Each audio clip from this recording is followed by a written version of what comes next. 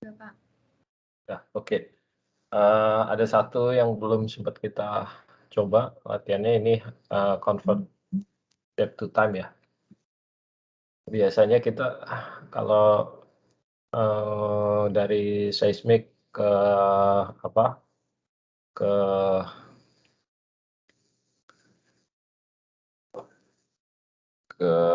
kita biasanya kan, convert-nya time dari wait time seismik ke depth ya.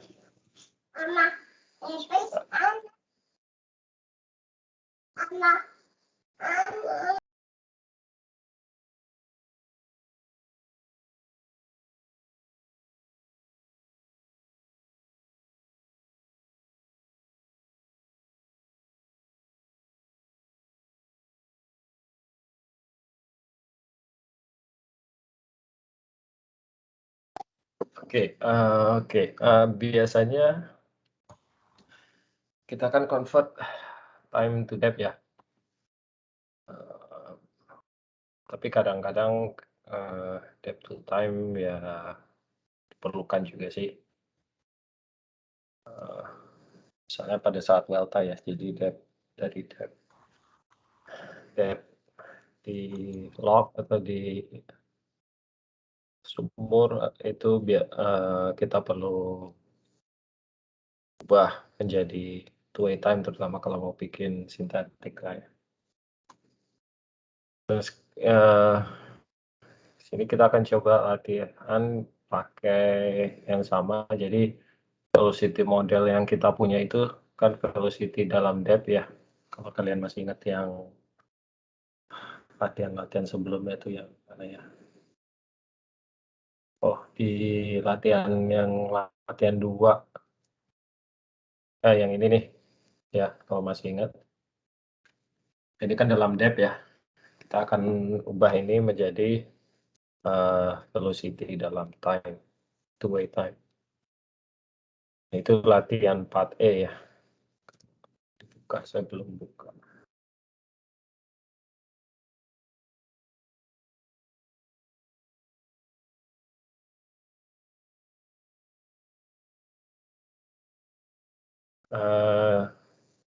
Intinya kita ubah velocity model dalam depth tadi ke dalam two-way time ya, ke dalam. Jadi sumbu vertikalnya akan kita ubah jadi two-way time. Nah itu kita perlu interpolation karena velocity model yang dalam depth ini kan samplingnya reguler ya, tiap 40 feet kalau nggak salah. Nah itu nanti begitu kita ubah ke time, two-way time, tergantung velocity-nya berapa, sampling dalam time-nya nanti dia akan jadi tidak berurutan ya, bukan tidak berurutan, dia sampling-nya tidak akan jadi reguler, tidak akan jadi sama, karena dari depth sampelnya dia udah reguler tiap 40 feet, tapi begitu diubah ke time tergantung velocity-nya, karena velocity-nya tidak konstan ya. Velocity-nya berubah-ubah, jadi begitu kita ubah ke two-way time nanti dia jadi sampling-nya dalam time atau dalam two-way time akan jadi tidak reguler ya, akan bervariasi. Nah, hal ini akan menyulitkan karena supaya ini menjadi matriks gitu ya, bisa disimpan oleh oleh laptop kita gitu.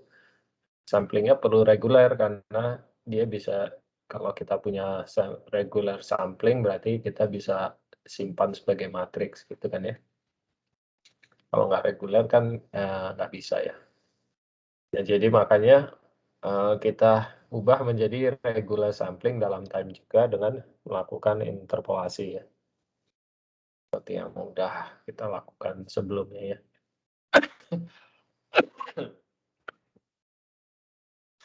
Sorry. Oke, kalau gitu kita buka aja yang 4 ya. 4E.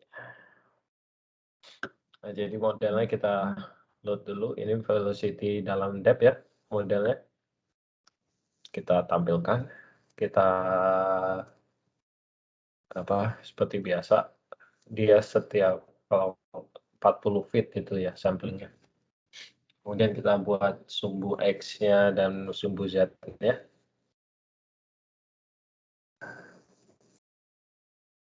Nah, sekarang kita mau ubah menjadi two-way time.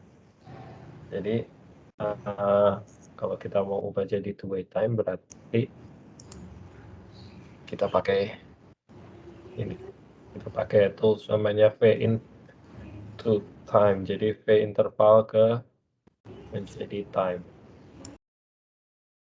Oke, ya, oke. Jadi compute time given interval velocity versus depth. Jadi kalau kita punya interval velocity terhadap depth, kita bisa hitung time two-way time ya. Baik one-way time ataupun two-way time ya.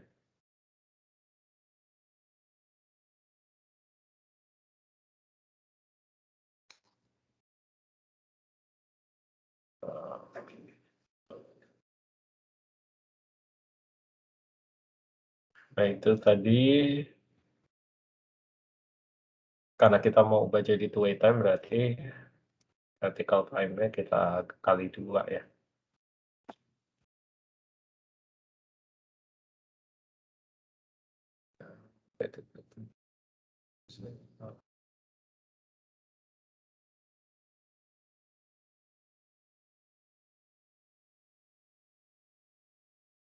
Oke. Nah, kemudian kita buat time vertikal sumbu vertikal two-way time yang baru dengan cara interpolasi ya. Di sini kita bikin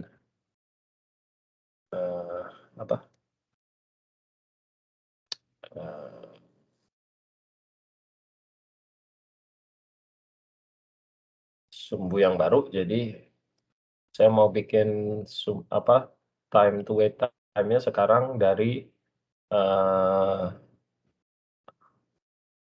dari 0 sampai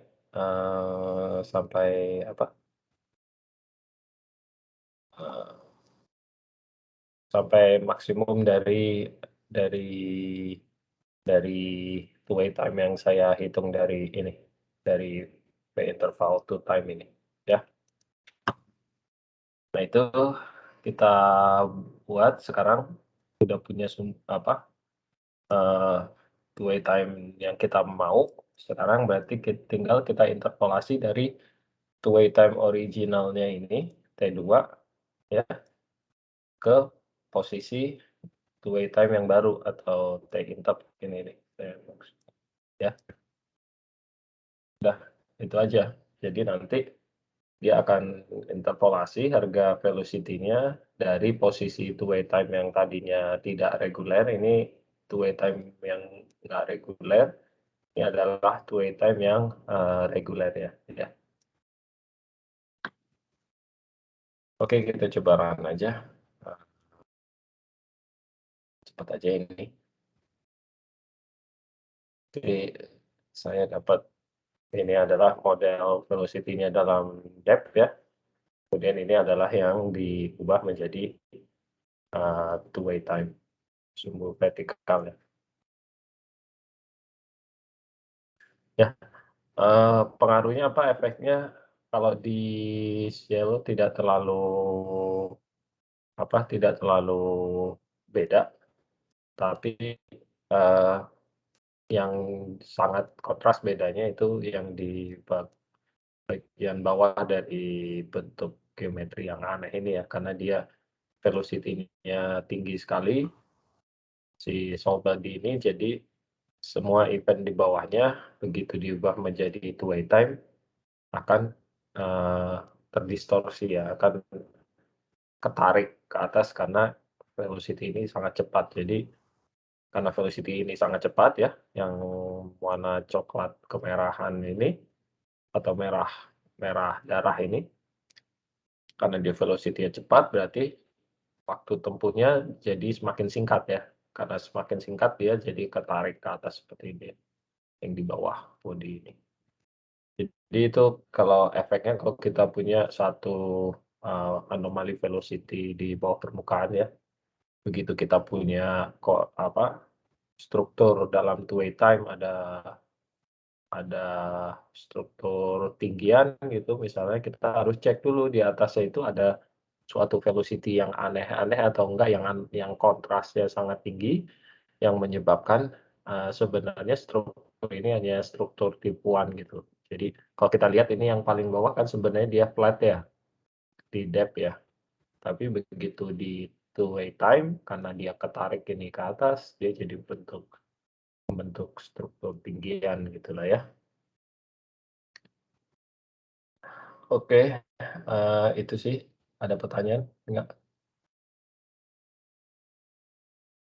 Kalau tidak ada, kita lanjut ke ini yang terakhir. Kita lanjut ke berikutnya. Time and depth, seismic time and depth migration. Sebentar. Nah,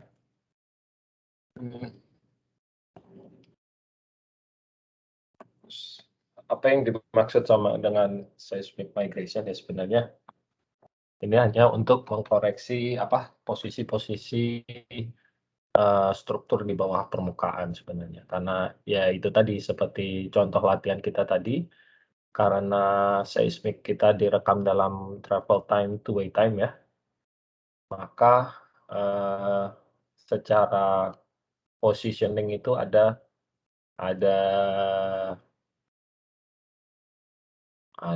perbedaan akibat karena sumbu vertikal kita dalam two-way time, padahal struktur di bawah permukaan dalam depth gitu ya. Jadi makanya kita perlu melakukan seismic migration ini. Tujuannya biasanya yang dilakukan untuk terutama jika kita punya dipping reflection atau punya flat reflection tapi ada velocity kontras yang cukup tinggi.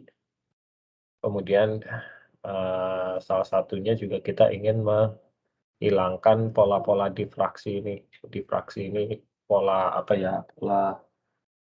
pola hamburan gelombang akibat ada discontinuity gitu di bawah permukaan. Salah satu tujuannya juga untuk mengoreksi amplitude dan phase ya, terutama akibat adanya efek spherical spreading. Jadi pada saat peran migration ini kita spherical spreading correction waktu processing dibuang dulu sebetulnya, karena ini akan di account pada saat migration ya. Nah, kenapa kita perlu melakukan migration? Ya seperti tadi, kita perlu mengoreksi posisi-posisi di bawah permukaan itu akibat kita merekam dalam two-way time ya. Sedangkan di subsurface itu dalam depth sebenarnya ya. Jadi ada perbedaan posisi akibat hal itu. Dan terutama juga karena terutama untuk reflection yang dipping atau memiliki kemiringan ya. Koreksinya biasanya untuk yang dipping reflection dia akan dipindahkan ke arah updip, kemudian jadi lebih pendek biasanya. Kemudian menghilangkan diffraction ini. Dan tujuannya juga untuk meningkatkan lateral resolution ya. Jadi tergantung bit size juga. Jadi lateral resolution. Jadi karena ada efek-efek diffraksi ini, sebaran ini cenderung reflektor itu jadi lebih panjang biasanya, karena ada efek diffraksi. Jadi melebar, memanjang, jadi resolutionnya agak pecah gitu ya. Kalau seperti di gambar di stretch itu kan resolutionnya seperti jadi pecah gitu ya. Jadi untuk meningkatkan resolutionnya dengan diffraction-nya dihilangkan, jadi biasanya reflection-nya jadi lebih fokus, lebih tajam. Kemudian juga kita berusaha mendapatkan, velocity model yang akurat ya, dari migration ini. Terutama jika kita lakukan pre-stack ya, kalau post-stack karena kita tidak akan punya velocity, tidak akan bisa update velocity-nya ya. Kemudian yang terakhir, apa ya, ketutup. Yang terakhir itu, oh ya, untuk depth section yang lebih akurat.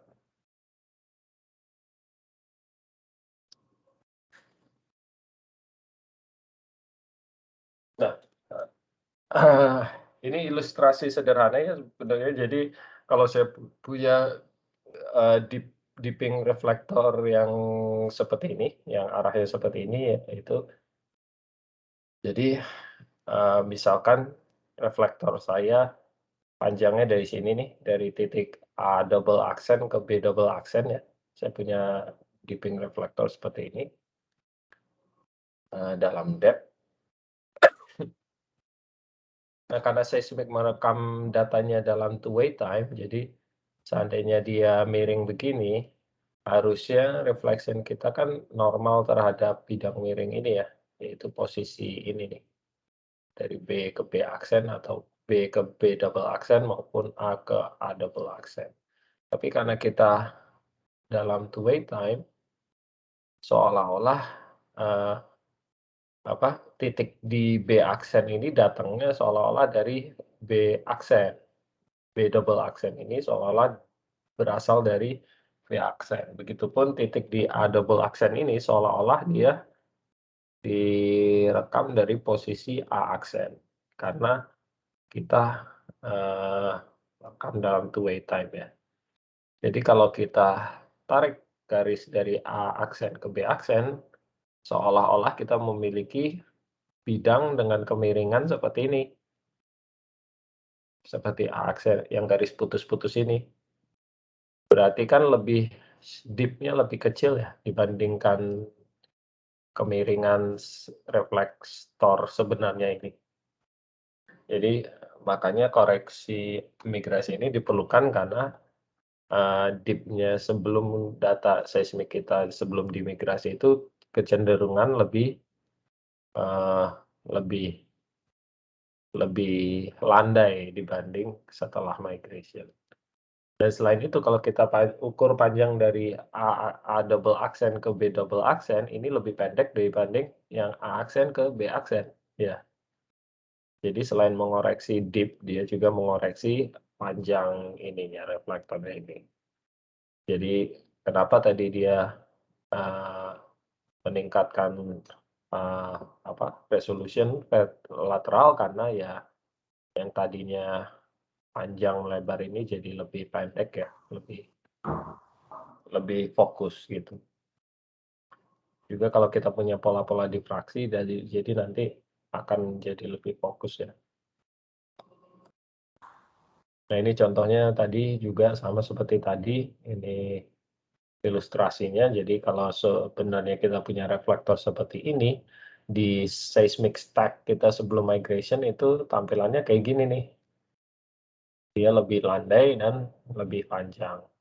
Tapi begitu dimigrasi dia akan hanya pendek gitu ya.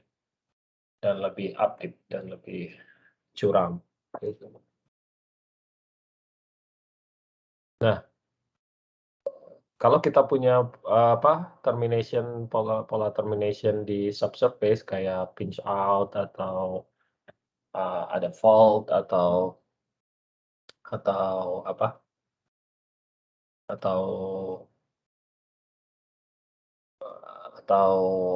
hal lain yang bisa menimbulkan termination ya, misalnya stratigraphic pinch out ya. Biasanya akan ada yang namanya difraksi dari gelombang seismiknya ya. Jadi si gelombangnya akan dipancarkan kemana-mana gitu, ke segala arah. Jadi karena dia di ujung, dia biasanya membentuk pola seperti ini nih, yang namanya tail ya, diffraction tail biasanya disebut.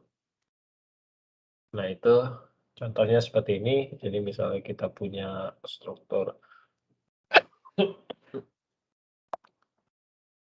ada struktur anticline seperti ini, di ujungnya karena dia terminate sebenarnya dia terdifraksi dan memiliki diffraction tail ini.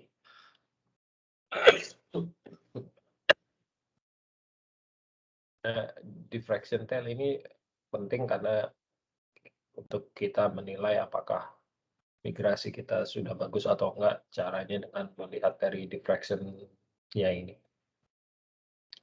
Di sini contohnya, jadi kalau kita lihat setelah dimigrasi, kita masih lihat ada diffraction tail-nya seperti ini.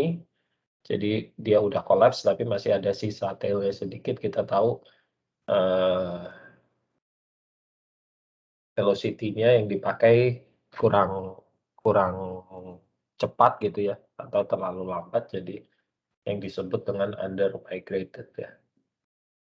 Tapi sebaliknya kalau kita lihat struktur ini malah jadi melengkung ke atas seperti ini ya. Jadi seperti smile ya, dibilang smile seperti kalau orang tersenyum gitu ya. Kalau tersenyum jadi melengkung ke atas. Nah ini kemungkinan velocity-nya terlalu tinggi, jadi disebut over migrated ya. Jadi kegunaan difraksi salah satunya untuk melihat kualitas dari velocity yang dipakai untuk migration. Ini contohnya kalau kita punya anticline, jadi kalau kita punya struktur anticline, karena kita rekam di posisi ini ya, 1 sampai 7, nanti polanya di stack section sebelum migration itu seperti ini. Jadi kita akan lihat ada flat, kemudian dia crossing dengan struktur anticline-nya, terlihat ada pola crossing-nya ini. Jadi crossing dari diffraction tail dan reflektor yang flat-nya.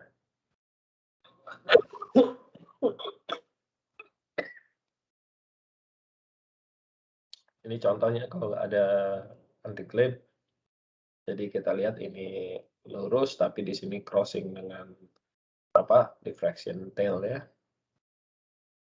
Dan setelah dimigrasi, dikoreksi dengan session migration ya, dia lebih lebih natural atau tidak crossing lagi gitu ya.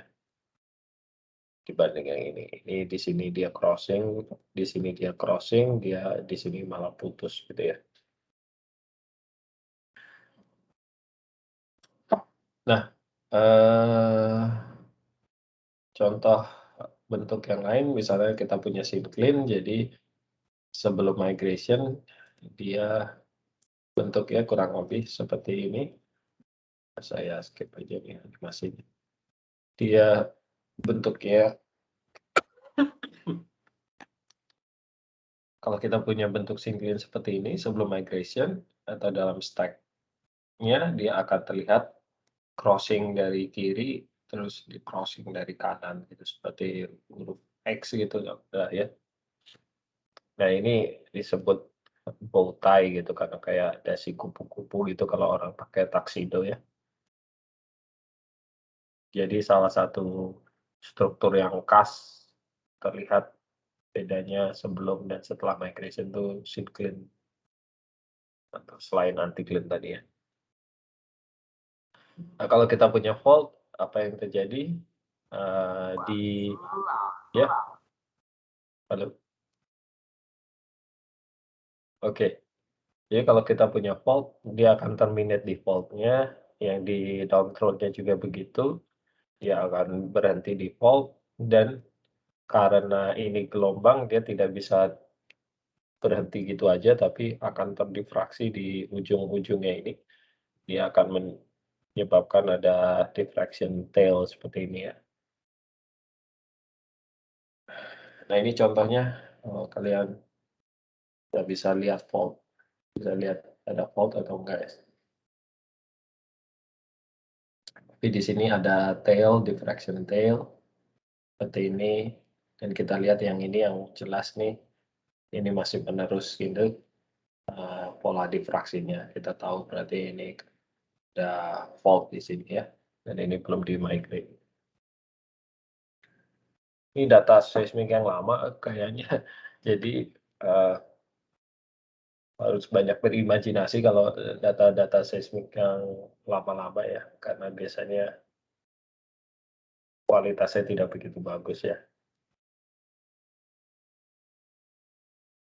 Nah ini tadi untuk struktur yang anti-glitch ya. Jadi biasanya setelah migration dia lebih kecil, structurally karena dipping event-nya ini akan move up dip dan jadi lebih steep ya, lebih curam. Jadi makanya nggak selebar pada saat dia sebelum dimigrasi. Kalau sebelum dimigrasi lebih lebar karena, dip-nya lebih landai dan apa, lebih panjang ya.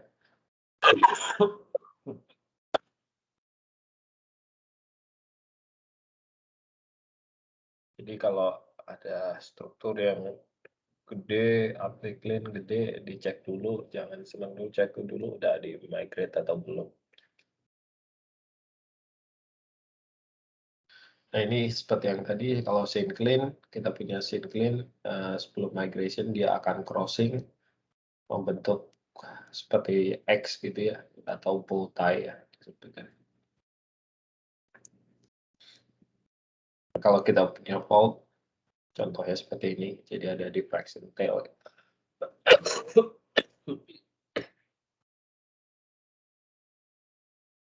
Nah kalau kita punya, spike atau apa ya, atau glitch di seismic kita, setelah migration dia akan menjadi, smile seperti ini ya, parabolik. Jadi problemnya dengan migration karena dia akan memindahkan apa, event-event di seismic. Jadi kalau kita punya suatu anomali strong amplitude seperti ini, setelah migration dia akan menyebar kemana-mana gitu ya. Jadi biasanya ini harus di-handle sebelum migration, dia harus dibuang ya. Kalau ada amplitude-amplitude anomali yang single isolated seperti ini. Jadi kenapa kita perlu migrate? Ya kita perlu memposisikan, reflektor-reflektor di posisi sebenarnya ya. Jadi dipping event akan menjadi lebih pendek, lebih curam dan akan lebih up dip ya. Kemudian ending diffraction akan, hilang. Dan under dan over migration akan tergantung, velocity ya, velocity-nya lebih cepat atau lebih lambat. Nah,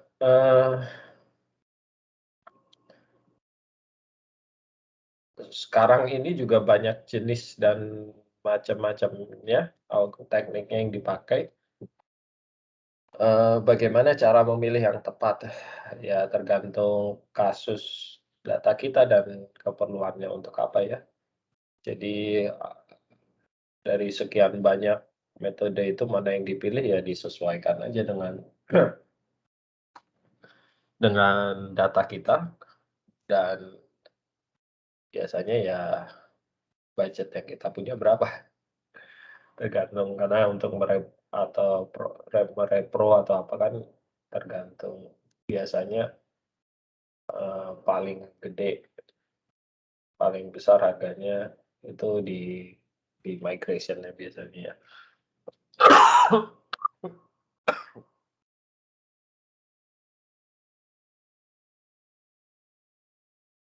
Nah, umumnya ada 2 jenis ya, ada time migration, ya ini biasanya handle vertical velocity variation. Kalau ada lateral velocity variation tidak begitu efektif ya, time migration. Depth migration lebih cocok untuk menghandle, lateral dan, vertical variation velocity mode-nya. Asalkan asalkan velocity modelnya udah cukup baik ya, yang kita pakai untuk migration. kadang orang running depth migration tapi velocity-nya, eee, nggak bagus gitu. Jadi ya hasilnya tetap aja jelek aja, nggak pengaruh walaupun pakai depth migration.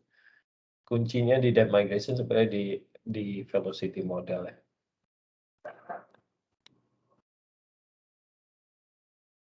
Eee,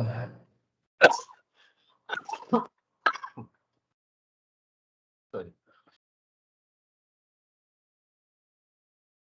Awal-awalnya migration ini menggunakan yang namanya superposition, semicircle superposition. Jadi kalau kita tahu tadi kan dia sebenarnya membentuk-bentuk pola-pola lingkaran seperti itu ya, pada saat kita migration. Kenapa namanya migration? Karena dipindahkan sebenarnya. Jadi dulu zaman sebelum pakai komputer orang pakai kayak apa, kayak jangka gitu ya, jangka kemudian kita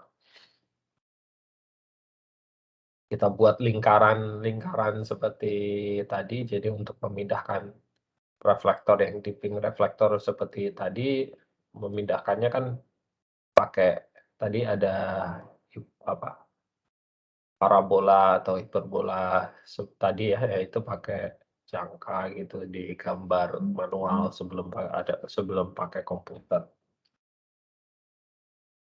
Eee, Setelah ada komputer baru dikembangkan beberapa metode, ada yang disebut, eee Kirchhoff ya. Kirchhoff ini prinsipnya diffraction summation, jadi menjumlahkan difraksi sehingga kalau ada yang out of phase dia akan di-cancel out, dibuang, tapi yang in phase justru akan di makin kuat.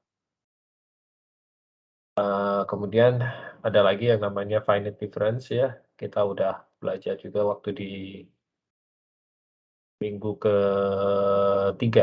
ketiga itu, tentang finite difference wave equation. Jadi menyelesaikan persamaan gelombang dengan finite difference.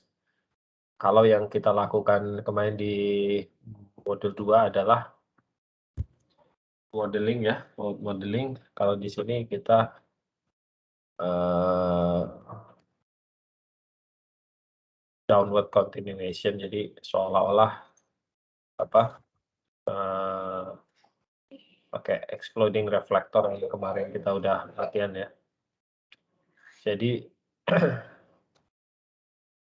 kita kebalikan. Jadi kalau kemarin kita modelingnya forward ya dari surface atau dari apa, surface ya misalnya source kita di surface kemudian bergerak makin ke bawah, makin lama makin ke posisi reflection di bawah reflektor di bawah permukaan ya, kemarin kan gitu ya. Nah kalau ini migration dia kebalikannya, jadi kita punya data di reflektor, kita akan propagate ke arah surface-nya kebalikannya. Jadi itu yang namanya apa ya, ini ya, exploding reflector, downward continuation. Kemudian ada metode Fourier juga, ini metode mapping di domain frekuensi. Nah ini contohnya kalau untuk yang exploding reflector, jadi kalau kita di apa, latihan minggu ketiga kemarin, kita bergeraknya seperti ini ya, yang garis lengkung yang tipis ini, ya. Nah, kalau untuk migration, kita kebalikannya. Jadi posisi dari reflektor ini, seolah-olah kita punya sumber di reflektor ini, ya, yang kita kemarin exploding reflektor itu. Kemudian ini akan bergerak ke atas gitu. Jadi dibalik gitu ya. Melakukan ini berarti kita uh,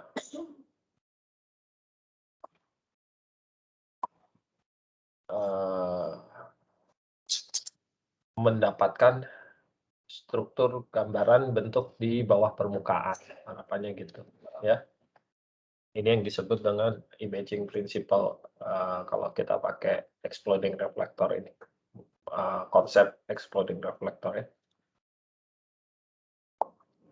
Jadi imaging didapatkan dengan mengekstrapolasi gelombang kembali ke depth dari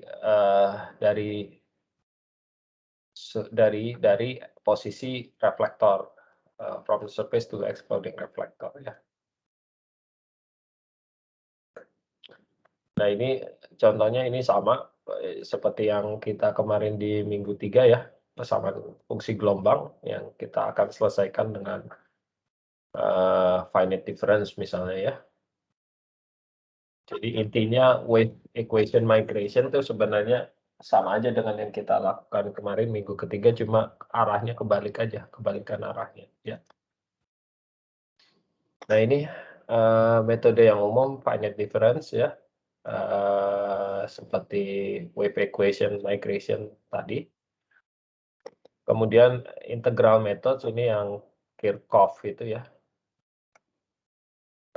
based on summing amplitudes along diffraction hyperbola, makanya dibilang juga diffraction summation. Kemudian metode transformasi yang biasanya di domain frekuensi Fk atau Fx ya. Nah ini seperti saya bilang tadi, Kirchhoff yaitu termasuk integral method, transform methods misalnya Fk migration ya, phase shift atau Stokes. Ini Fk. Biasanya paling murah ini karena simple aja dia.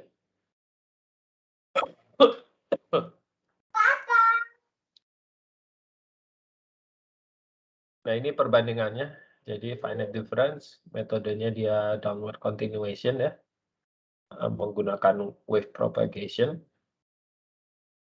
Cuma dia tidak bisa handle steep dip, jadi maksimum cuma sekitar 60 degree dan hanya bisa minor lateral velocity variation. Untuk Kirchhoff ini udah sering dipakai ya, banyak dipakai, orang lebih suka ini karena dia bisa handle dip yang cukup baik sampai 90 degree, walaupun tidak bisa handle strong velocity variation. Fk, Fx ini udah jarang dipakai ya, orang sekarang biasanya Kirchhoff atau yang lebih canggih-canggih lagi ya, yang wave equation migration baik one way maupun two way wave equation. Untuk yang dua ini udah mungkin cuma dipakai untuk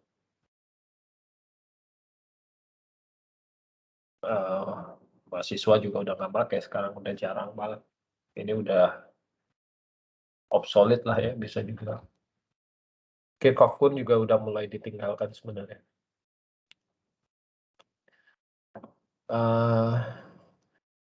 Nah, jadi antara dua yang utama ini, finite difference atau Kirchhoff, sebenarnya ini finite difference ini wave equation ya.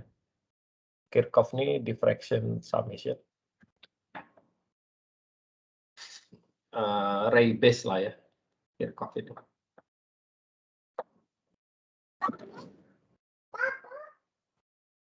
Nah, jadi antara dua kategori utama yang ada sekarang, ya.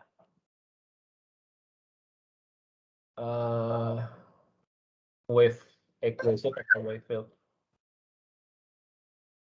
Sebentar ya.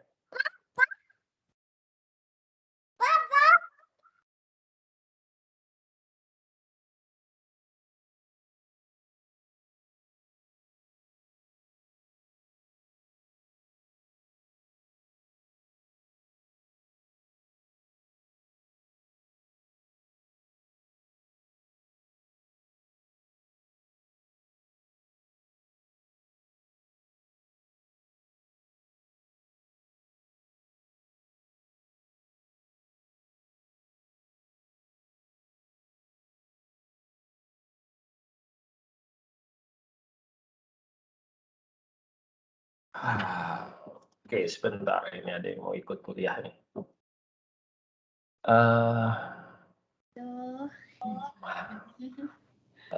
Jadi antara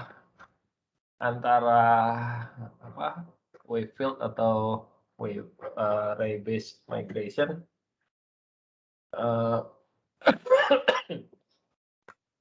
umumnya lebih bagus yang wave field ini ya wave continuation method. Cuma memang dia lebih computing resources yang lebih besar, memerlukan computing resources yang lebih besar. Dan kalau velocity modelnya nggak bagus-bagus amat, nggak begitu improve banyak juga sebenarnya. Jadi ya, ada yang mau tanya? Itu yang FK sama FX udah obsolete, kenapa Pak? Karena dia sebenarnya intinya hanya cocok untuk constant frekuensi sebenarnya, constant velocity, sorry. Jadi untuk yang FK atau transform methods ini biasanya di FK domain dia lebih murah, tapi biasanya hanya handle cukup bagus hanya untuk constant velocity. Jadi kalau kita punya lateral varian velocity nggak bisa ini dia, kecuali di modify ya. Ini udah ditinggalkan karena udah jarang yang dulu pun ini sebenarnya untuk vertical velocity agak dimanipulasi, jadi di run kayak cascading gitu ya. Jadi dari shallow ke depth ke makin dalam. Tapi within itu velocity-nya konstan gitu. Jadi seolah-olah laterally velocity, tapi karena dia cepat sih running-nya, bisa di run cascading gitulah ya. Jadi iya, ditinggalkan karena dia sebenarnya hanya cocok untuk kalau kita punya constant velocity sebenarnya. Nah, dari antara wave field atau Kirchhoff ya, ini sebenarnya yang wave field lebih baik, tapi terutama kalau kita pakai two-way wave equation ya, nggak one way. Kalau yang finite difference itu kan dia one way ya, karena bergeraknya satu arah aja ya. Jadi hanya seperti ini, hanya dia forward makin ke dalam atau sebaliknya gitu. Jadi ini one way, jadi hanya satu arah, bukan two way. Kalau yang two way itu misalnya yang namanya reverse time migration ya, kalau kalian pernah dengar RTM, itu nanti kita akan bahas di yang pertemuan minggu ke-10 lah ya. Dibandingkan Kirchhoff, wave field ini lebih baik karena dia tidak menggunakan pendekatan high frequency ya, dan lebih akurat. Tapi ya itu sekali lagi, kalau velocity modelnya nggak bagus ya percuma aja sebenarnya. Karena dia bisa handle ini juga multi-pathing ya, multi-path dan multi-arrival. Karena Kirchhoff dia hanya high frequency approximation, dia nggak bisa. Nah, sebagai alternatifnya, beberapa peneliti mau kemana? Oke. Nah, alternatifnya beberapa peneliti, terutama dari orang Chevron ya dulu, propose yang dinamakan beam migration ya. Beam migration ini sebenarnya hybrid ya, kombinasi antara wave field dan Kirchhoff ya.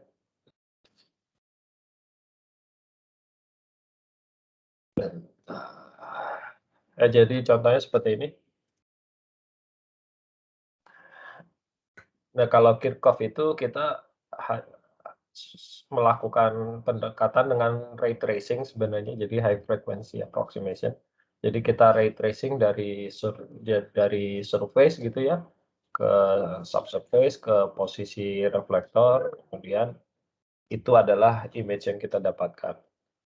Nah, kalau wave equation atau wave propagation, dia kan gelombangnya ya seperti kita latihan di finite difference waktu minggu ketiga ya. Kita gelombangnya menjalar dari source position ke reflektor gitu ya. Cuma kan agak lama tuh ya dibanding kita ray tracing. Jadi waktu kita ray tracing di minggu 2 kan lebih cepat runningnya ya dibanding kita pas running finite difference itu ya, karena pada saat finite difference kita harus menyelesaikan fungsi gelombang itu, mengekstrapolasi fungsi gelombang, dia lebih lama dibanding simply ray tracing. Ini kan hanya cepat ya, dia cuma menghitung ray parameter aja. Kalau fungsi gelombang ya dia harus menyelesaikan fungsi gelombang seperti itu. Jadi untuk alternatifnya ada yang disebut beam migration. Jadi sebenarnya mirip dengan ray tracing ini, dia hanya men-trace dari si gelombang itu dari source ke reflektor position, tapi tidak hanya single ray. Kalau di Kirchhoff itu hanya single ray, atau di ray tracing biasa kan kita hanya punya satu sinar aja ya, yang garis hitam tegas ini. Tapi dia distribution gitu.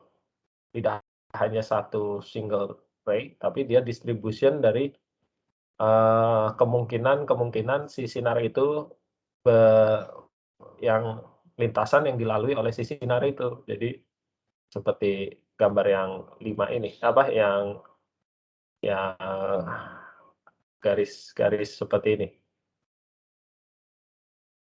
Nah, dia nggak seperti yang wave field. Kalau yang wave field kemarin kita yang Pak Viko mau izin tanya. Iya, saya kelewat ini. Ini apa yang kilometer yang atas itu offsetnya gitu ya, Pak? Iya, ini bukan offset, ini jarak lah ya. Iya, bisa offset sih. Kalau misalkan offset di sini kita source di 5 kilo gitu ya.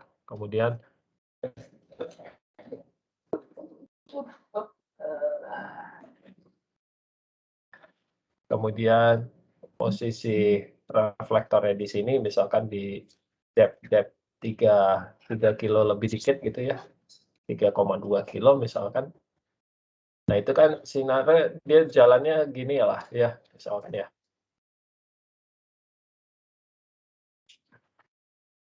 Nah, kalau kita ray tracing kan hanya satu sinar ini.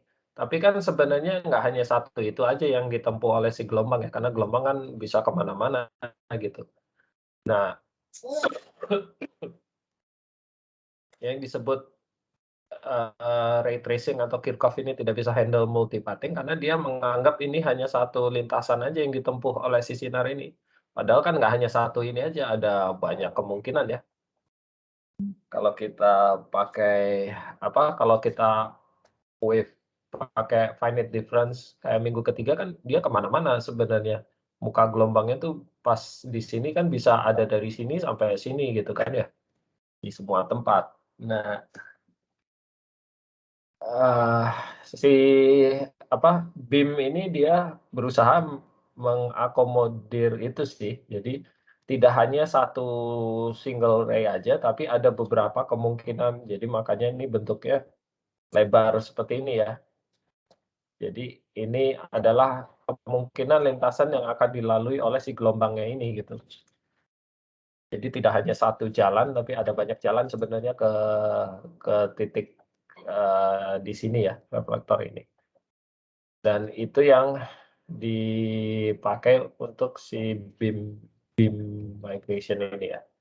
Gaussian beam disebut Gaussian beam karena ini seperti distribusi Gaussian gitu ya, di mana paling besar kemungkinan probability ray-nya itu lewat ya di yang garis tegas hitam ini sebenarnya. Begitu. Nah, dengan ini kita seperti agak hybrid ya, jadi ini seperti seolah-olah seperti wave field migration, tapi sebenarnya dia hanya modifikasi dari ray tracing ini supaya dia account untuk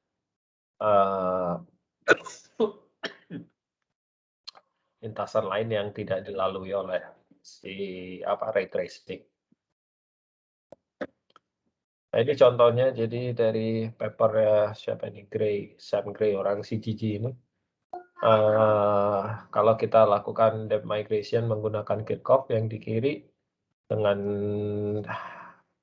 beam migration yang di kanan. Jadi terutama untuk fracture ini ya, yang near vertikal ini, hampir vertikal ini.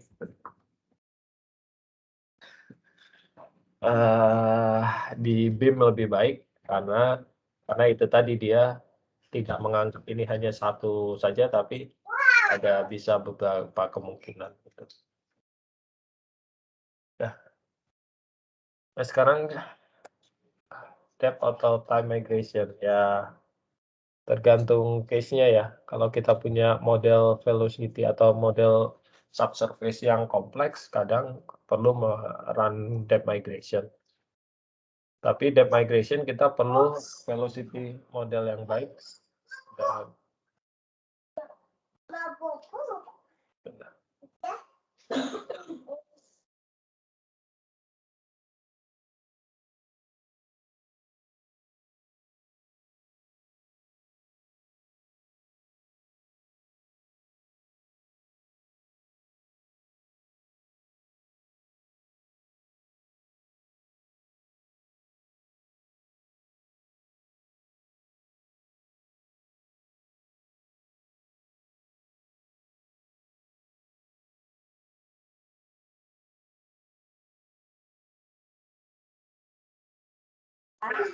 Oke, ya. Jadi ya kalau kita punya model yang kompleks, kita perlu run depth migration, tapi untuk run depth migration yang bagus itu ya kita perlu velocity model yang bagus ya.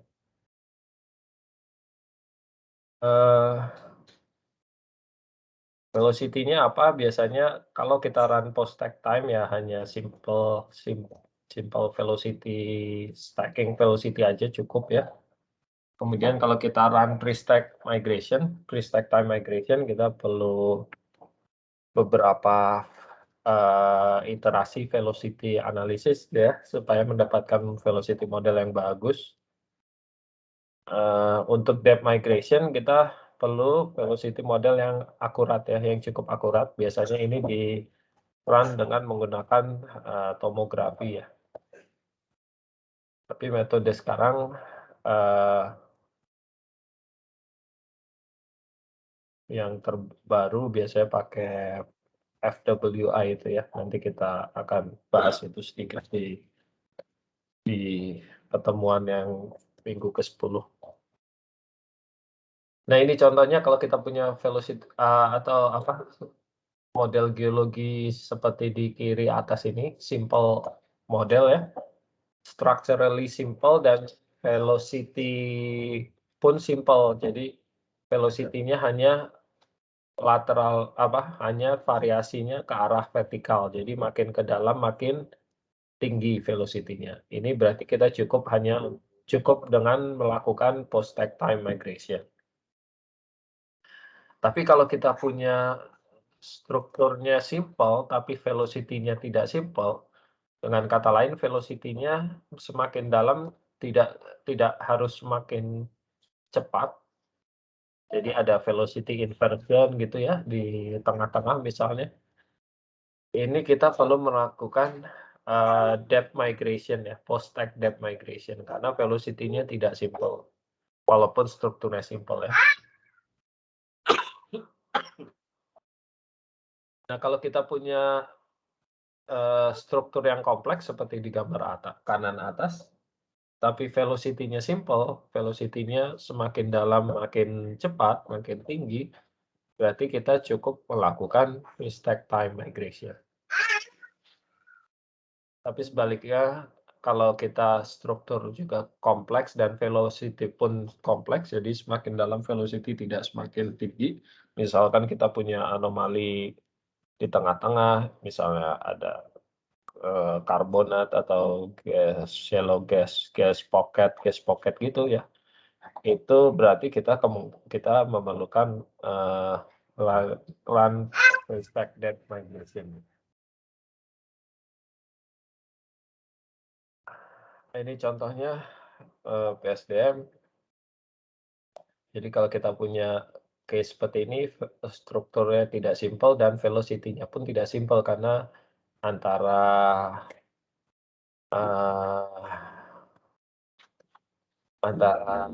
footwall dan hanging wall-nya ada contrast velocity gitu ya. Jadi kita perlu melakukan PSDM atau pre-stack depth migration. Begitu juga kasus seperti yang di kanan bawah ini, walaupun secara struktur dia simple, layer cake gitu aja, tapi kita punya velocity anomali akibat shallow gas misalkan, yang menyebabkan efek-efek push down maupun di sini pull up, berarti ada high velocity anomali di atas, mungkin karbonat atau apa gitu ya, yang menyebabkan pull up. Jadi di sini kita tetap perlu melakukan PSDM karena walaupun structurally simple tapi velocity-nya tidak simple ya.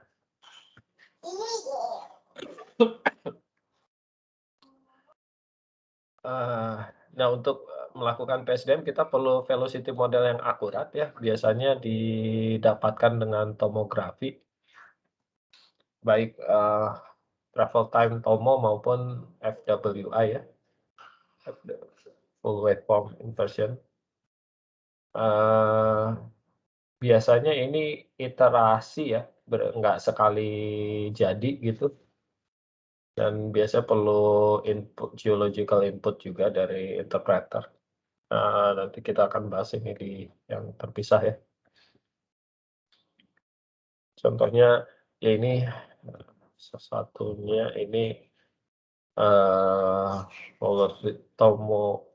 velocity model setelah tomografi 3 kali iterasi kalau tidak salah. Jadi walaupun kelihatannya simpel tapi detail-detail di dalamnya ini yang bisa membedakan gitu hasilnya ya. Kalau kita lihat ini kan ada variasi begini gitulah ya, velocity-nya nggak simple, hanya layering biasa gitu. Oke, coba latihan 5A ya. Ini constant velocity migration. Sebenarnya nggak cocok juga kita pakai model yang tadi kita pakai ya. Model yang solid itu, tapi kita hanya untuk latihan aja. Jadi 5A dulu kita coba ya. Kalian udah coba buka ininya. Kita tutup aja. Ke latihan 5A. Ini constant velocity migration. Pakai Stolt ya. FK ya. Untuk model tadi, model yang salt model ini yang ini. Ya nggak cocok sebenarnya, tapi kita cuma mau lihat aja efek dari migration ya. Ini di run aja, nanti dia akan nanya berapa velocity yang mau kita pakai karena dia pakai constant velocity ya. Kita run aja, kemudian ke sini ke command window, nanti dia akan nanya keluar from. Harusnya nanya di mana ya? Oh, ini dia. Nah, ini dia nanya stall constant velocity, input velocity value.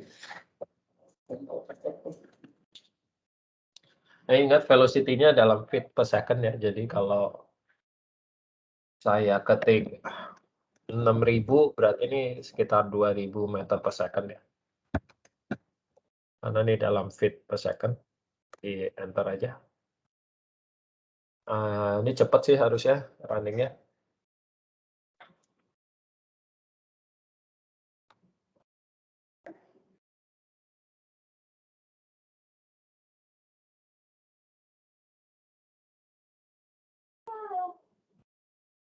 Oke.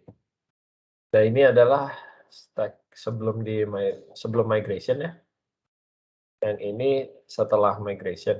Jadi kalau kita bandingkan, kita lihat velocity 2000 meter per second tadi, yang di atas sih udah oke lah ya. Yang di sini oke lah, ini ada fault-nya kelihatan ya. Kalau sebelumnya nggak begitu kelihatan kan ya fault-nya, karena ada diffraction ini. Tapi setelah migration kelihatan ada fault, memang ini terminate bagus ya, nggak ada diffraction tail-nya. Di sini oke lah ya sampai sini. Nah, cuma di sini di full salt body-nya ini nggak bagus ya, karena kita lihat masih ada diffraction tail juga di sini apalagi gitu ya, masih under migrated ya, karena velocity-nya terlalu kecil untuk salt body ini. Dan kita lihat di bawahnya juga ini naik ke atas karena masih ketarik oleh velocity salt body yang gede ini ya. Dan ini two-way times ya. Ini kalau kalian mau coba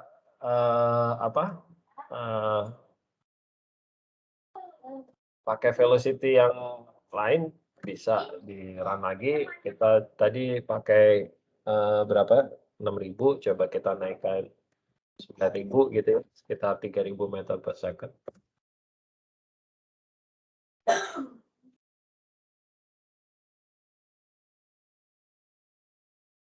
Kalian coba running juga?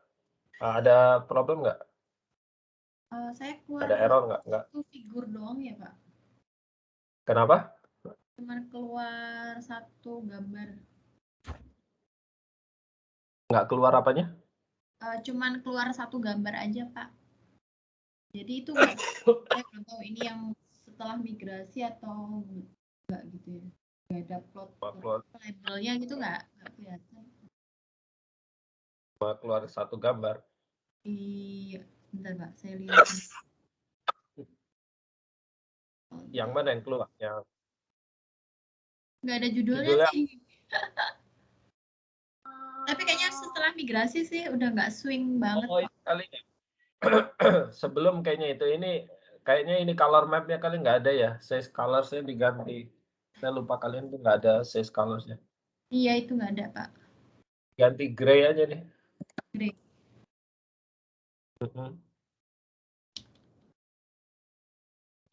Lupa.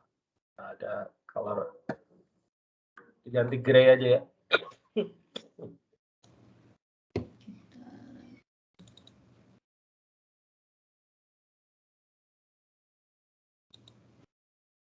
Oke. Nah ini kalau saya pakai 9.000 feet per second tadi, dibanding sama yang 6.000. Yang 6.000 di atas sampai sini nih masih oke ya, yang ke bawah ini jelek. Kalau saya pakai 9.000, di atasnya udah mulai hancur juga nih. Lihat nih fault-nya nggak kelihatan kan ya, tadi kan kelihatan ya. Ini malah melengkung ke atas, berarti ini over migrated ya di sini. Yang di bawahnya pun juga gitu ya. Di bawahnya juga jelek juga. Jadi agak sulit lah ya kalau pakai constant velocity untuk model ini.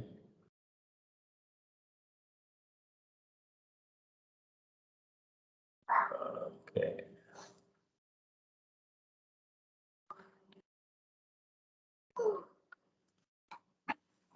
Jadi itu ya, bisa dicoba sendiri.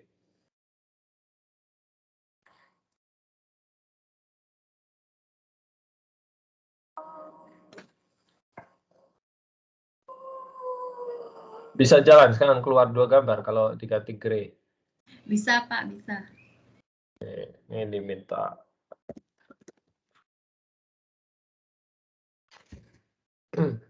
Tadi lebih dikit lagi. 12.000.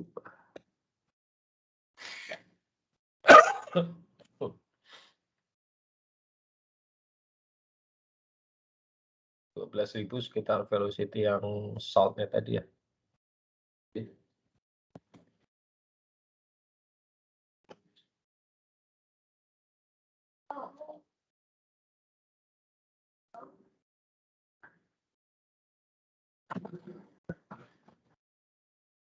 Oh, iya.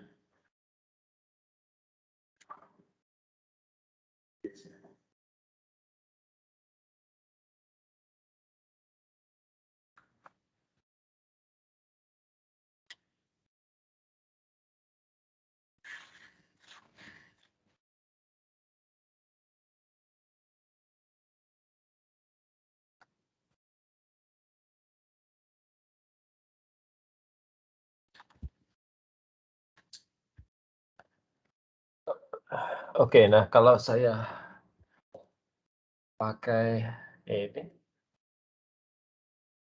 12.000 lebih hancur lagi, jelek lagi. Oke.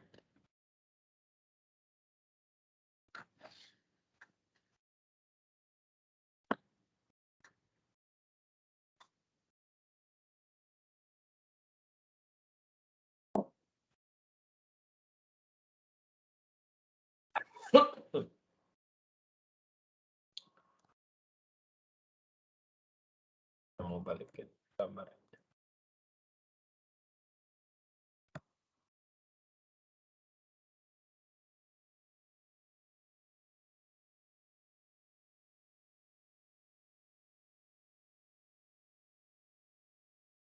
Oke, kalau udah ke berikutnya, latihan berikutnya ini yang B ini kita akan migration tapi menggunakan Kirchhoff ya, Kirchhoff time migration. Jadi velocity-nya tidak konstan, tapi kita akan pakai velocity model, RMS velocity model dalam time ya, untuk yang B ya. Itu ini di run aja. Ini velocity-nya karena kita punya velocity model, interval velocity model dalam depth, kita ubah ke dalam time dan diubah menjadi RMS velocity ya, RMS velocity dalam time. Itu yang ini. Seperti tadi latihan yang sebelumnya, seperti latihan yang ini ya, untuk ubah ke time. Kemudian kita migrate menggunakan Kirchhoff migration ya. Kirchhoff migration ini ini. Nah, parameternya ini saya set pakai none ya. None ini berarti kita ambil default parameternya ya. Jadi none ini not a number ya. Not a number ini kalau kita set parameternya di FK migration ini atau di Kirchhoff migration gitu, ini yang tadi ya. Kalau kita set none ini berarti dia akan ambil default parameternya ya. Yang saya ambil nggak default cuma parameter ininya nih. Yang pertama nih aperture kalau nggak salah. Parameter 1. Saya pakai 10.000 feet. Oke, ini di run aja. Langsung di run, nanti dia akan sorry saya lupa kalau ini pakai Sescalers ya. Sescalernya diganti ini ya. Yang gray aja, pakai gray ya. Lupa, nggak jalan.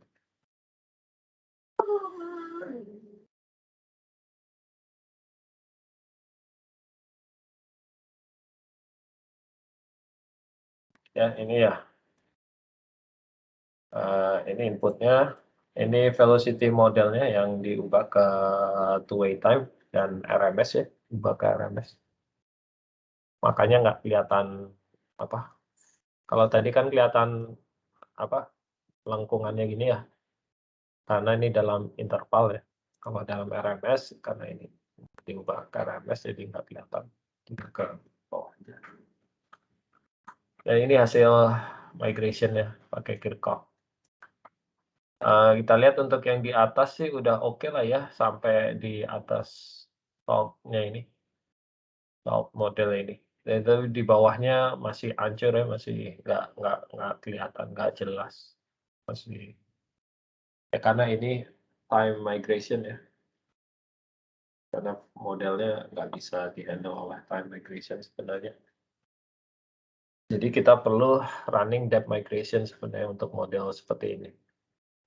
Nah, depth migration-nya itu di yang 5D ini sebenarnya. Cuma ini running-nya agak lama ya, kurang lebih setengah jam kali ya, kalau di laptop saya.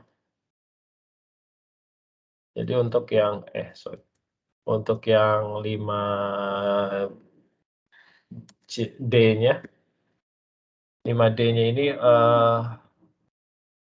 depth migration pakai PSPI, phase shift plus interpolation. Jadi ini saya udah run, ini hasilnya seperti ini modelnya, nah ini hasil depth migration-nya ya. Jadi memang kalau kita punya velocity struktur yang kompleks dan velocity yang kompleks ya kita perlu depth migration sih ya. Karena time migration tidak bisa struktur mungkin oke lah, tapi depth velocity yang kompleks ini dia nggak bisa handle lah ya. Itu sih kalau kalian mau coba running aja, cuma ini agak lama nih yang 5D. Ada pertanyaan sejauh ini?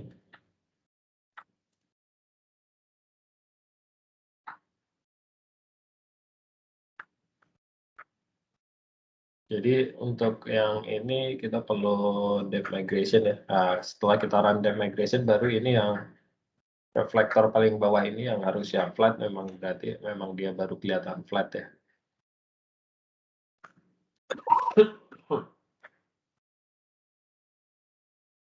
Oke, ada pertanyaan? Enggak. Tidak ada, kita lanjut aja ke yang berikutnya ya. Ada yang coba running yang 5D tadi? Ditinggal aja ya agak lama. Atau kita coba run aja sambil ini. Sambil saya tutup ya. Oke.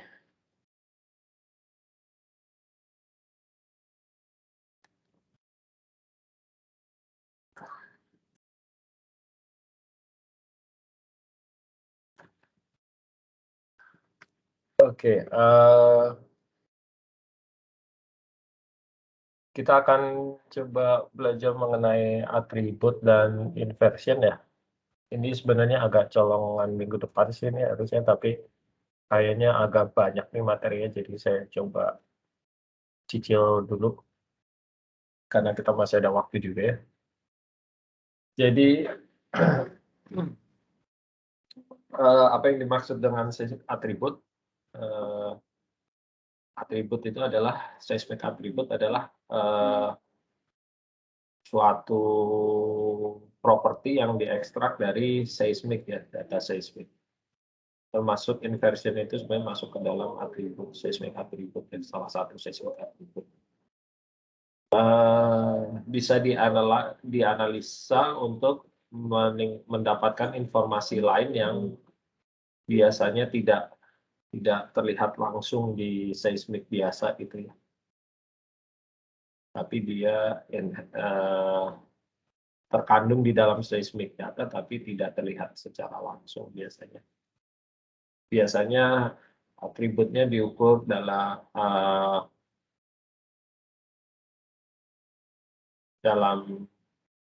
komponen-komponen dari seismik, ya terutama komponen time atau amplitude dan komponen frekuensi. Dan ada juga kadang yang pakai atribut dari komponen atenuasi maupun kombinasi dari atribut-atribut ini. Biasanya bisa dihitung dalam trace by trace ya, dalam single trace, ataupun menggunakan window ya, jadi dalam beberapa trace di dalam satu window tertentu.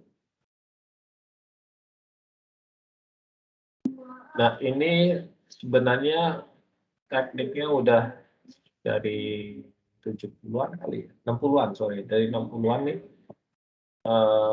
dari awalnya Tanner itu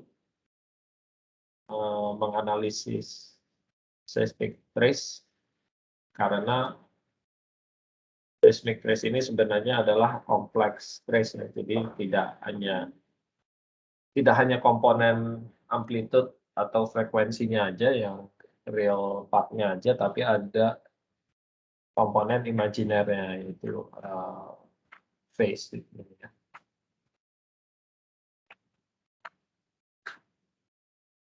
Jadi selain memiliki komponen real, juga seismic trace itu mempunyai komponen imajiner, makanya disebut kompleks. Kompleks karena ada komponen imajiner ya. Nah, dengan cara melakukan phase shifting 90 degree, bagian komponen imajiner dari seismic trace itu bisa kita dapatkan ya. Dari kompleks trace ini sekarang kita bisa membuat berbagai macam atribut semacam amplitude envelope atau reflection strength gitu ya, kemudian instantaneous phase dan instantaneous frequency. Nah, ini contohnya. Jadi kalau seismic trace itu kita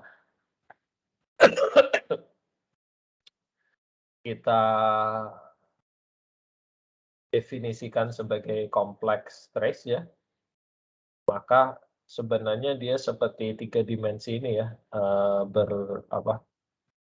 berguling-guling gini ya sebenarnya dalam 3 dimensi, dia berputar ini, berguling gini ya sebenarnya. Nah, projection ke arah vertikal, sumbu vertikal itu yang kita sebut dengan real komponennya ya. Ini yang biasanya kita lihat dalam penampang seismik tuh yang ini aja, yang realnya aja, komponen realnya, karena dia diproyeksikan ke satu bidang aja ya, dalam hal ini yang bidang vertikal atau bidang arah X ya, ini X ke atas ya, Y ke sana, ke dalam bidang X. Jadi proyeksi dari kompleks trace ini ke bidang X itu yang biasanya kita lihat sebagai seismic trace di layar monitor ataupun di paper ya kalau zaman dulu ya, diplot di kertas. Nah, tapi seandainya kita proyeksikan dia ke sumbu yang perpendikular ya, yang tegak lurus ya ke arah sumbu Y-nya, ini kita dapatkan imaginary trace-nya. Jadi dengan cara seolah-olah kita merotate si kompleks trace ini melakukan phase shift 90 degree ya dari si real trace-nya ini, real komponennya ini. Nah, ini biasanya bisa didapatkan dengan melakukan yang dinamakan Hilbert transform biasanya untuk mendapatkan komponen Y yang proyeksi ke sumbu Y, ke bidang Y atau ke imaginary komponennya.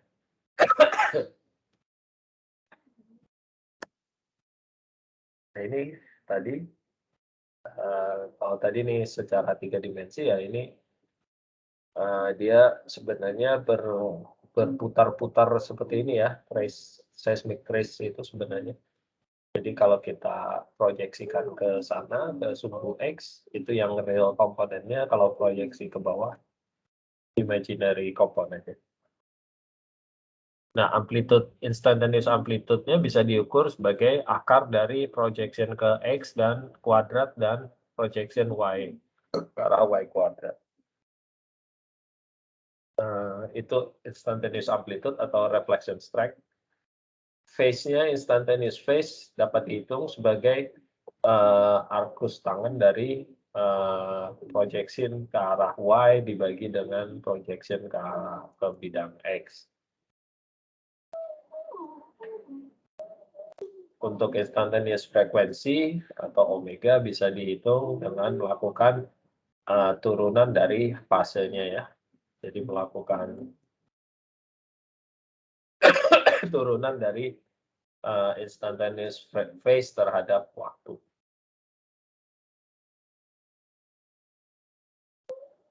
Nah, oke, ini bisa langsung ke latihan 6 aja deh, 6A. Kita akan generate 3 atribut ya, instantaneous amplitude atau reflection strength, instantaneous phase, dan instantaneous frekuensi dari data seismik. Ini saya masih running. Cancel aja. Masih 48 dari 300 ya, ini agak lama sih, kurang lebih setengah jam lah kalau di laptop saya ini.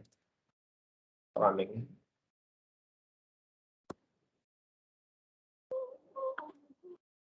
Kita ke latihan 6.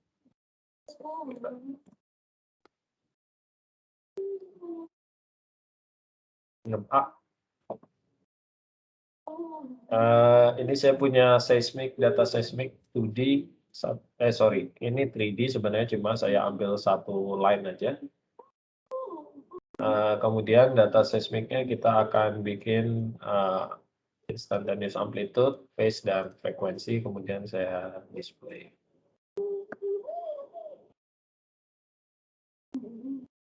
Pak, tadi cancelnya gimana, Pak? Cancel Gimana? Mau cancel running itu gimana? Oh, di sini. Ini cancelnya Ctrl C aja, Pak. Ctrl C. Oke, Pak. Oke.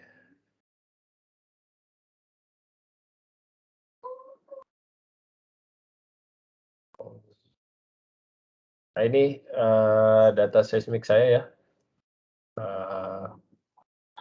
Satu dari 3D sebenarnya, tapi saya ambil satu line aja ini. Kemudian saya bikin envelope-nya, amplitude envelope atau reflection strength ya. Bisa disebut juga reflection strength di software.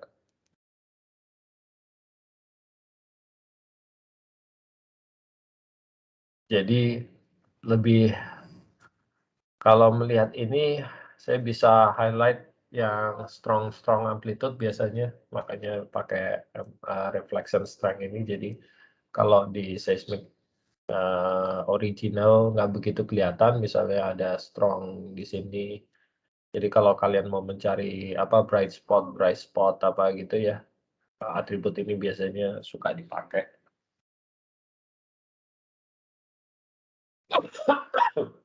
Karena dia lebih meng-highlight strong amplitude ya. Kayak di sini ya, ini kan ada sebenarnya, walaupun di sini ada tapi nggak begitu kelihatan gitu ya. Nah, di sini juga ada yang strong gitu. Tapi di sini kan nggak begitu kelihatan. Yang ini adalah instantaneous phase. Biasanya dipakai untuk highlight discontinuity ya. Jadi kalau kita punya stratigraphic trap atau stratigraphic discontinuity atau punya fault, itu bisa diidentifikasi dari instantaneous phase ini. Jadi kalau kita lihat di sini kayaknya ada fault ya. Di sini ya kelihatan tapi nggak begitu jelas gitu ya. Kalau kita pakai phase, kita discontinuity bisa terlihat lebih jelas ya. Instantaneous phase. Yang biasa dipakai juga apa? Variansi atau apa? Koherensi ya. Untuk discontinuity ini biasanya. Dan yang terakhir instantaneous frekuensi. Jadi biasanya untuk highlight frekuensi anomali misalnya akibat gas chimney atau apa yang bisa membuat frekuensi anomali, itu dia pakai atribut ini biasanya highlight. Kalau di sini karena nggak ada yang aneh ya, lihat biasa aja, tapi kita bisa lihat kalau di atas 1,5 second ini dominan frekuensinya sebenarnya cukup tinggi ya, sampai ada yang sampai 70, 60, 70 gitu. Tapi di bawah 1,5 ini dia langsung drop frekuensinya hanya sekitar 10-an, 10-20 Hz ya di bawah.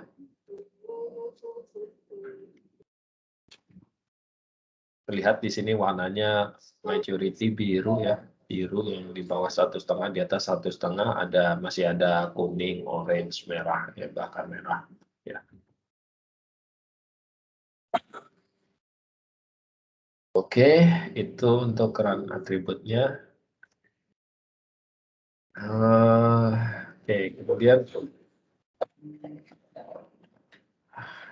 ini case tadi aja sih, jadi apa ya? Jadi waktu itu menginterpretasikan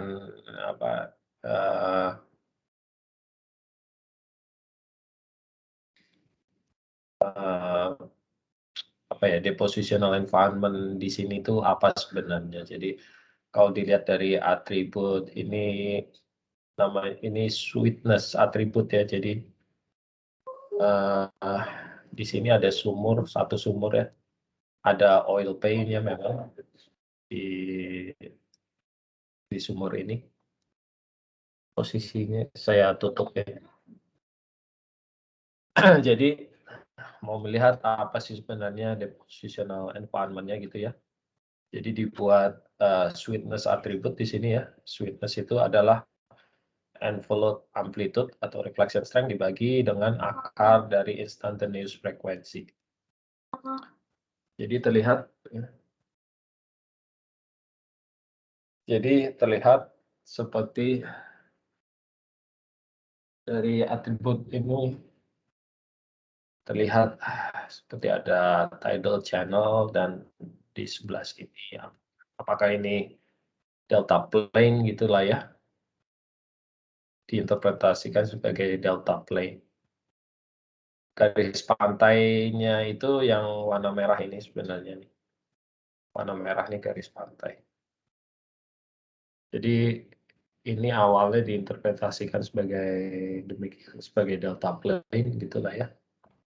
Kemudian setelah kita lihat lagi, evaluasi lagi, waktu itu saya lihat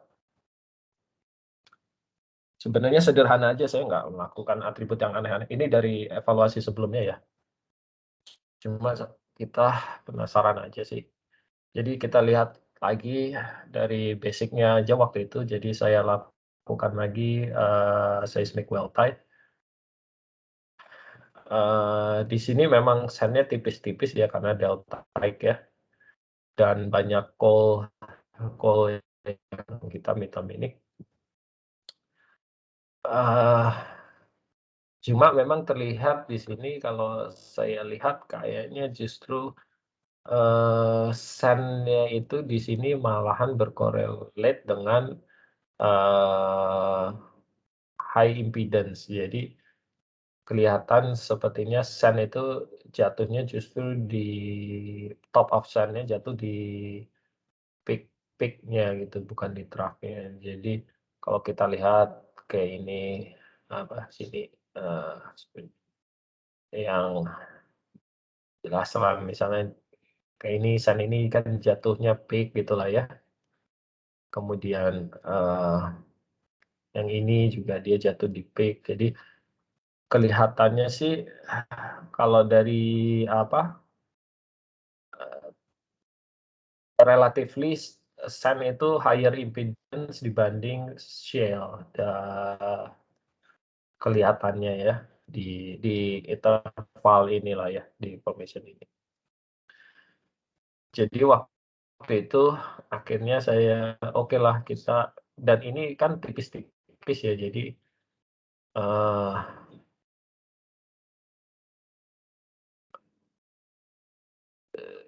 saya putuskan waktu itu kita ekstrak amplitude atribut, tapi di yang meng-highlight peak. Jadi kita ekstrak maksimum amplitude kalau nggak salah waktu itu, maksimum amplitude. Dan kita gunakan window yang jangan lebar-lebar, karena kalau lebar pasti akan sen-sennya ini akan miss gitu. Maksudnya akan bukan miss ya, akan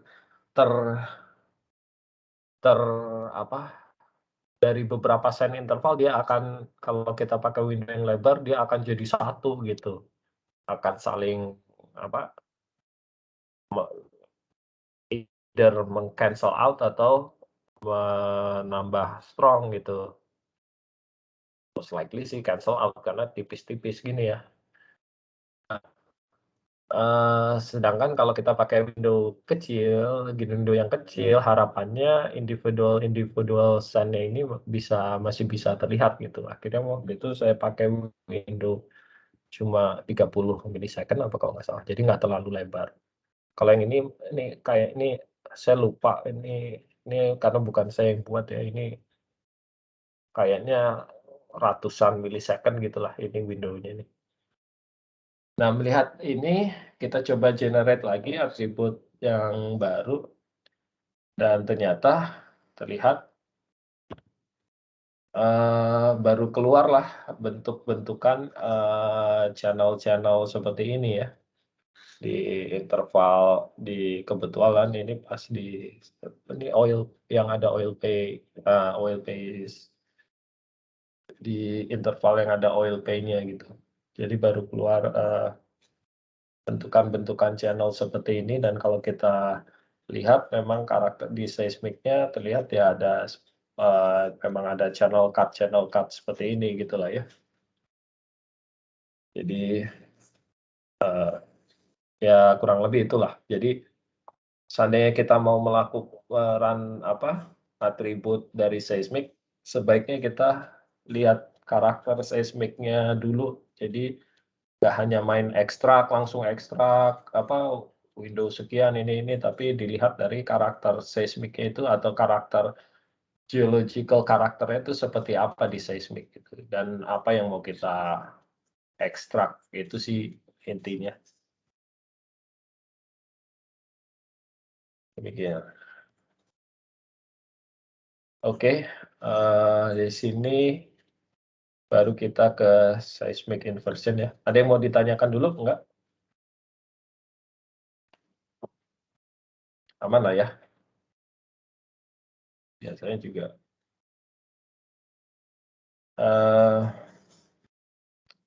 Seismic inversion itu apa sih sebenarnya? Seismic inversion itu sebenarnya salah satu atribut juga ya. Jadi ini sebenarnya suatu prosedur untuk mendapatkan model yang dapat menjelaskan suatu dataset sebenarnya. Jadi makanya disebut inversion, karena kita berangkat dari data mau mendapatkan model bawah permukaan itu. Jadi kebalikan, kalau yang kita lakukan di pertemuan-pertemuan sebelumnya, kita punya model, kita berusaha seandainya saya mengambil data, seperti apa sih datanya gitu. Jadi kebalikan dari apa yang kita lakukan sebelumnya. Dengan melakukan inversion, kita juga bisa mengestimasi rock properties sebenarnya ya. Sesuai namanya, seismic inversion ini berarti kebalikan dari forward modeling ya. Jadi kita punya dataset, kita mencari model yang cocok untuk menjelaskan dataset ini. Model subsurface-nya seperti apa.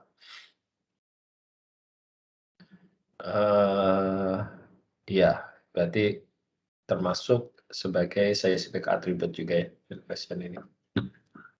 Nah, masalahnya dengan seismic inversion, mungkin inverse-nya itu tidak ada ya, karena maksudnya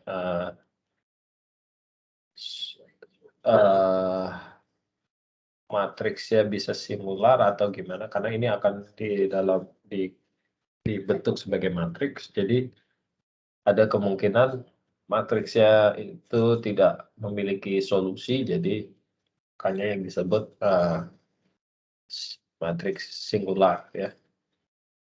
Kalaupun ada ataupun matriksnya tidak singular, bisa jadi ada lebih dari satu model yang menjelaskan memberikan hasil yang sama. Dan problemnya juga biasanya pengamatan kita selalu mengandung noise ya, baik noise yang natural, yang random, atau noise yang koheren ya. Nah, secara teori kalau kita memiliki lapisan batuan seperti ini, di mana lapisan pertama kita sebut mempunyai akustik impedans 1, lapisan kedua memiliki akustik impedans 2, dan ketiga memiliki akustik impedans 3, maka koefisien refleksi antara lapisan 1 dan 2 bisa kita hitung sebagai kontras, kita sebut kontras impedans atau koefisien refleksi. Itu bisa kita hitung sebagai impedansi di lapisan bawah dikurangi impedansi lapisan atasnya dibagi dengan jumlah impedansnya. Impedansi sendiri adalah density kalikan velocity ya. Nah, ini gambarannya. Jadi kalau kita punya model permukaan, kita ubah menjadi koefisien refleksi dan kita konvolusikan dengan wavelet yang kita punya, kita dapat seismic trace ya. Ini yang kita lakukan kemarin dari minggu kedua sampai tadi. Sekarang kebalikannya, kita akan mencoba, kita memiliki seismic trace, kita berusaha mendapatkan model bawah permukaannya. Ini prinsipnya, jadi kita memiliki seismic trace, kita estimate wavelet-nya, kemudian kita melakukan dekonvolusi ya. Jadi kalau di sini kita melakukan konvolusi, dan ini kebalikannya, jadi kita mendekonvolusikan untuk mendapatkan reflectivity atau koefisien refleksi. Dari koefisien refleksi kita bisa mendapatkan acoustic impedance. Nah, masing-masing step ini biasanya kita validate dan kita constrain dengan data hard data atau data sumur ya. Untuk wavelet biasanya dari sonic dan density log. Pada saat menghitung reflectivity, kita juga calibrate dengan reflectivity dari log, dan kita konvolusikan dengan wavelet yang kita punya, kita dapatkan sintetik. Ini nanti yang kita untuk mengkalibrate hasil inversion kita.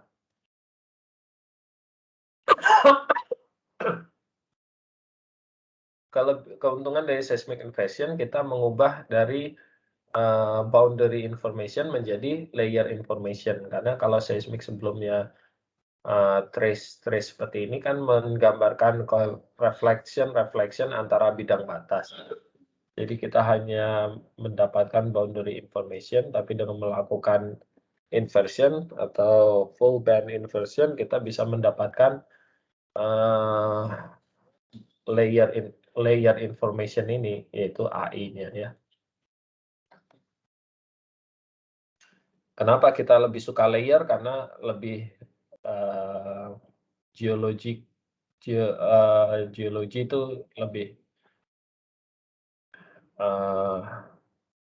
lebih mirip dengan geologi ya, kalau layer information. dan lebih dipahami juga terutama untuk yang bukan geoscientist ya, terutama manajerial. Jadi biasanya lebih mudah menyampaikan informasinya melalui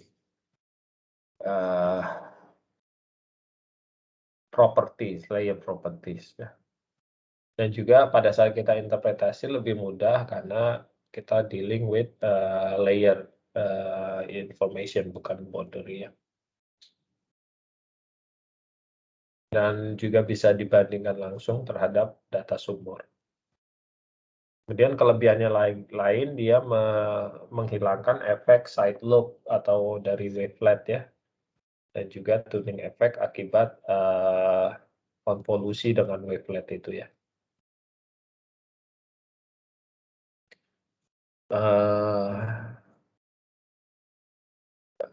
Efektif dalam menentukan thickness, layer thickness pada saat kondisi tuning ataupun above tuning thickness ya. Dan juga dia memungkinkan kita untuk melakukan quantitative prediction dari property, rock property atau reservoir property. Jadi kalau kita hanya berangkat dari seismic reflection, biasanya tidak bisa menghubungkan langsung dengan property atau reservoir property seperti porosity atau visual gitu ya. Tapi kalau dengan dari inversion itu bisa dilakukan. Dan outputnya adalah estimate dari AI atau EI. Yang perlu dicatat di sini estimate ya, jadi hanya estimate. Jadi kalau mendapatkan yang sebenarnya ya kita harus melakukan pengukuran seperti logging atau ini ya. Karena ini di estimate dari seismic ya berarti yang kita dapatkan hanyalah estimate ya. Oke, coba saya cek dulu ya berapa banyak kita.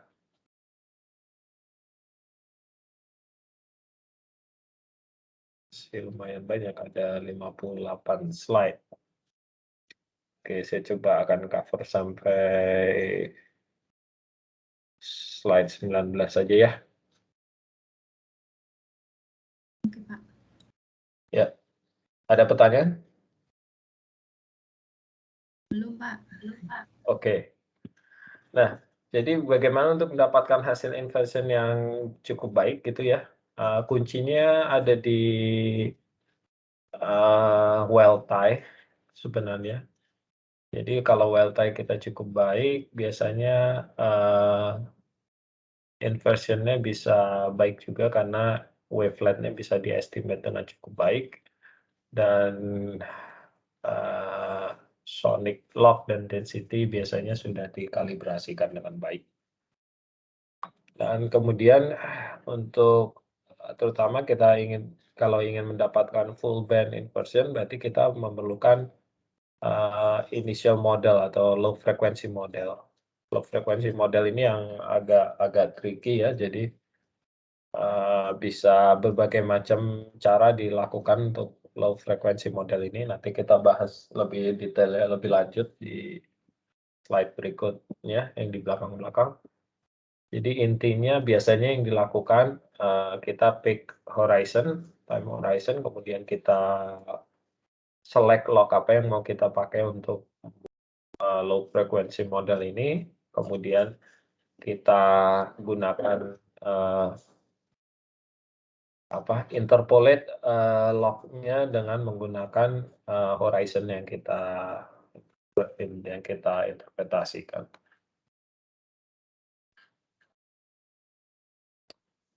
Kemudian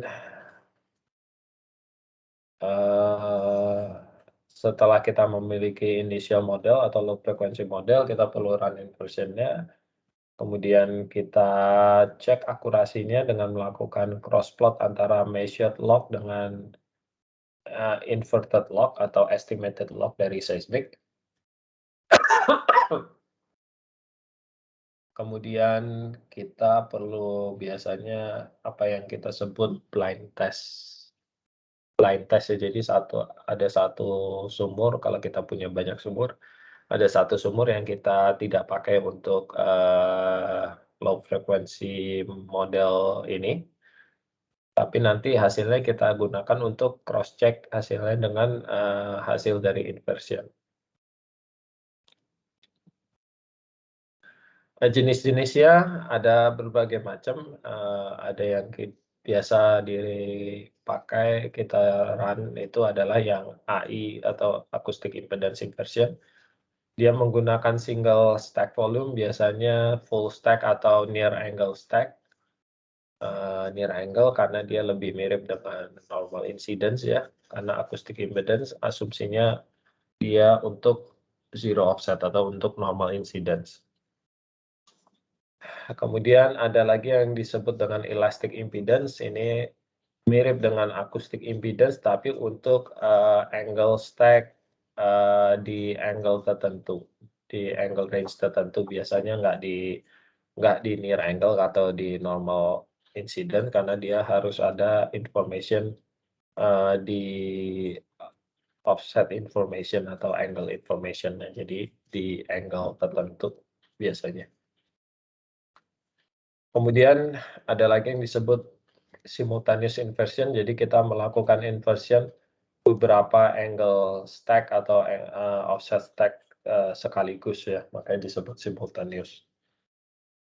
Ini cukup banyak dikerjakan juga, dilakukan juga. Kemudian ada lagi yang namanya stochastic atau geostatistical inversion. Ini menggunakan geostatistik. Tujuannya biasanya untuk mendapatkan resolution yang lebih tinggi daripada seismic data kita ya. Oke, oh ya, bagaimana untuk memilih tipe inversion apa yang perlu kita lakukan ya, tergantung data yang kita punya ya, data yang kita punya dan karakter apa yang kita mau, apakah kita mau mendapatkan lithology information atau cukup dengan fluid information. Kalau kita hanya memiliki near angle stack atau hanya full stack, kita cuma bisa melakukan acoustic impedance tentu saja ya.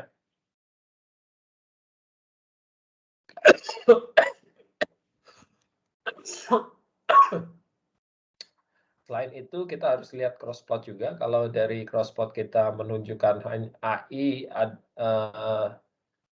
itu cukup untuk membedakan rock property yang kita mau incar ya. Misalnya kita mau membedakan gas sand aja misalkan, kita nggak peduli dengan shale atau wet sand atau litologi yang lain. Kita hanya peduli mau membedakan gas sand saja misalkan, dan dari crossplot ternyata AI bisa membedakan, ya udah kita cukup running AI aja, nggak perlu running simultaneous atau elastic impedance ya. Nah, tapi kalau kita memiliki angle stack ya, dan dari crossplot kita menunjukkan EI itu yang bisa membedakan dari properti yang kita mau, berarti kita harus run EI. Demikian juga kalau kita ternyata harus dari analisis crossplot, ternyata kita memerlukan simultaneous, berarti kita harus run simultaneous, kita nggak perlu run AI. Ya, ini yang kadang orang lupa melakukan, jadi langsung main run, udah run AI gitu, padahal tergantung tujuannya mau lihat apa gitu ya. Dan kalau memang kita memiliki data yang bagus dan dari analisis kita memerlukan stochastic inversion atau geostatistical inversion, ya berarti kita perlu run geostatistical ya. Jadi ini harus disesuaikan dengan data yang kita punya dan apa yang kita mau itu sebenarnya. Nah, ini contohnya di sini, mungkin sebelum kita akhiri. Jadi kalau kita crossplot antara AI dengan shear impedance atau elastic impedance kita distribusi antara sand dan shale seperti ini, dan kita mau membedakan litologi misalnya antara sand shale, kita cukup melakukan AI inversion aja, karena dengan AI aja dia sudah terpisah antara sand dan shale. Tapi kalau kita cross plot antara AI dan EI atau shear impedance dia terseparate seperti ini, berarti kita perlu melakukan elastic inversion. Ya. Nah, yang sulit kalau dia separate-nya seperti ini, tilted dalam miring seperti ini, berarti kita tidak bisa hanya menggunakan AI ataupun EI atau shear impedance, tapi kita harus menggunakan dua-duanya, AI dan shear impedance, karena dia bisa dipisahkannya melalui cut-off AI dan shear impedance. Untuk kasus seperti ini, kita harus melakukan simultaneous inversion. Jadi itu ya, jadi sebelum kita melakukan any inversion, kita harus cek cross plotnya sebenarnya apa yang kita mau, dan apakah dia bisa dipisahkan dari AI maupun shear impedance ya. Oke, kita akhiri dulu sampai di sini ya. Sisanya kita lanjutkan di pertemuan minggu depan. Ada pertanyaan sejauh ini?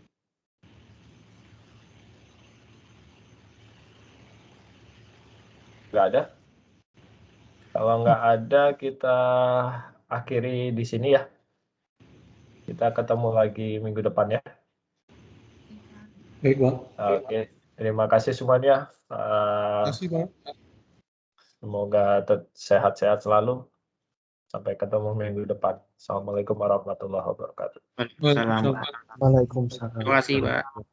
Ya, sama-sama. Terima kasih. Izin pamit ya. Baik, Pak. Sama, Pak. Baik.